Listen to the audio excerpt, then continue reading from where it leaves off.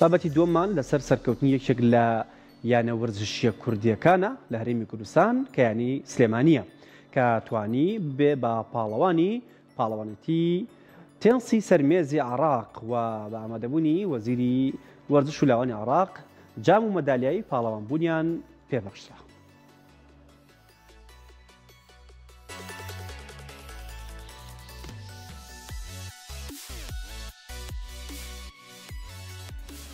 بە ئامادەبوونی وەزیری وەرزش و لاوانی عێراق یانەی سلێمانی وەک پاڵەوانی تێنسی سەرمێزی عێراق خەڵات کران. لە دوای کێبڕکێکی زۆری پاڵەوانێتی تێنسی سەرمێزی عێراق سەرنجام چواریانەمانەوە ئەوە بوو لە ماوەی ڕابردوودا کێبڕکێکان لە نێوان هەر چواریانە بە شێوازێکی نوێکە هاتن و ڕۆشتن بوو ئەنجام درا. سەرنجام یانەی سلێمانی توانی ببێ بە پاڵەوان. دوای بەدەستهێنانی نازناوی خولی تێنسی عێراق لەلایەن یانەی سلێمانیەوە وەزیری وەرزش و لاوانی عێراق مەراسیمی دابەشکردن و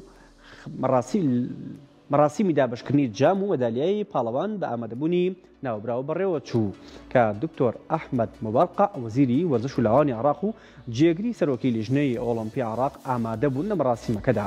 سلێمانی وەک پاڵەوان و جەیش وەک خاوەن پلەی دووەم و غازی باشوور خاوەن پلەی سێم و یانەی سەنەعاش بە پلەی چوارەم جام و مەدالیایان پێبەخشرا.